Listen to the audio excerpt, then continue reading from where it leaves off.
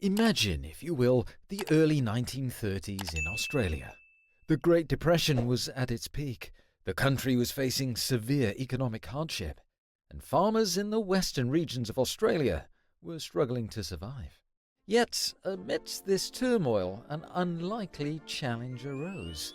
A challenge that would lead to one of the most bizarre episodes in Australian history. Now, before we go too far into this, let's take a step back and consider the scene. It was 1932, and farmers in Western Australia were facing a problem. Emus. Yep, these large flightless birds were migrating in huge numbers, and they were causing destruction in the agricultural regions of the wheat belt. Now picture this. Flocks of emus. Well, actually, the correct terminology is a mob of emus. Some 20,000 strong were invading farms, trampling crops, and devastating the livelihoods of the farmers who had already been struggling under the weight of economic hardship. Farmers had tried everything to combat the emu problem. Putting up fences, trying to scare the birds away with noise, even setting up traps.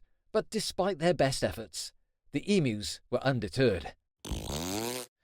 And so, in a move that can only be described as a last-ditch effort, the farmers turned to the government for help. Enter the Australian military. At the time, the country's army was just emerging from the shadows of World War I, and their expertise in dealing with threats, whether human or animal, was in high demand. The government, ever the pragmatists, saw the opportunity to kill two birds with one stone. Sorry, I had to do that. I apologise. First, they could use the military to help the farmers, and second, they could put the army's skills to a use that didn't involve fighting in a far-off war.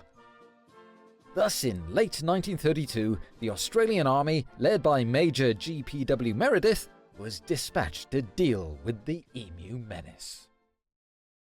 Armed with machine guns and supported by soldiers on foot and in trucks, the military took to the fields with the intention of swiftly wiping out the bird population.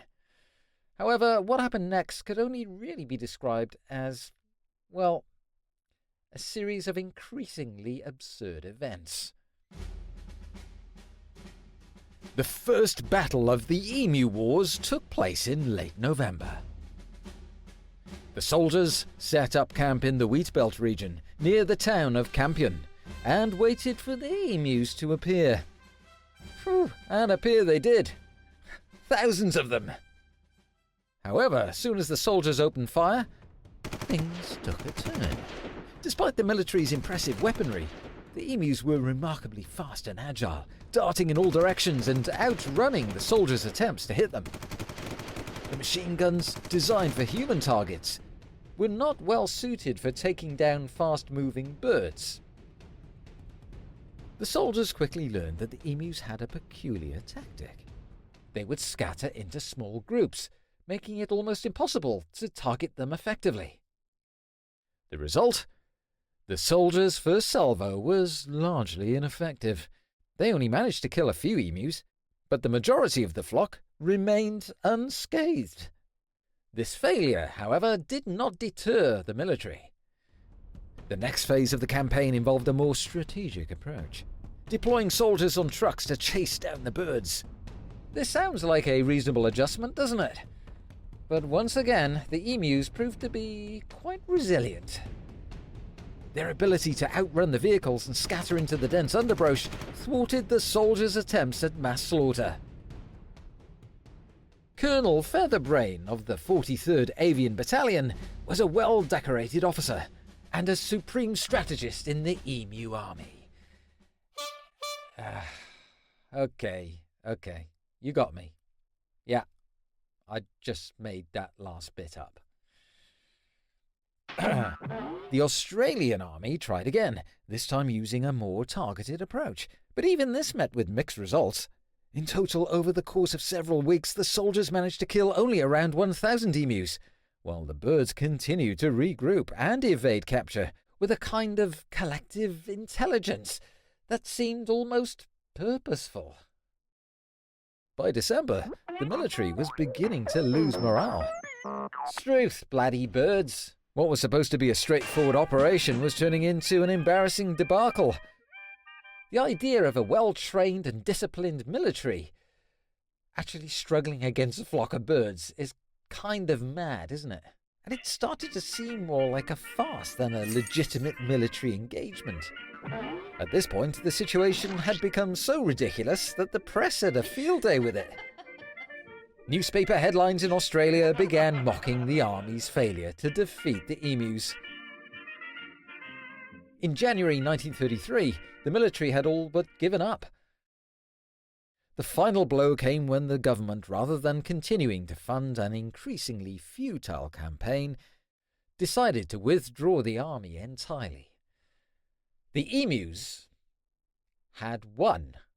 Yep, the birds had successfully outmaneuvered and outlasted their human adversaries. The emus, with their speed, agility, and instinctual evasiveness, showed that even the might of the military is not always enough to defeat the persistence of the natural world. In a broader sense, the emu wars reflect the often absurd lengths to which humans will go to assert dominance over nature. Whether through industrial farming, deforestation, or even military action, we constantly try to shape the environment to fit our needs. Sometimes, with little regard for the natural consequences.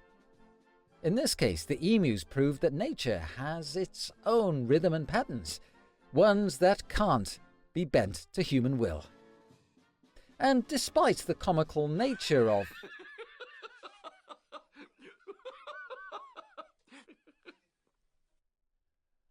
the emu wars, it highlighted the fragility of human systems.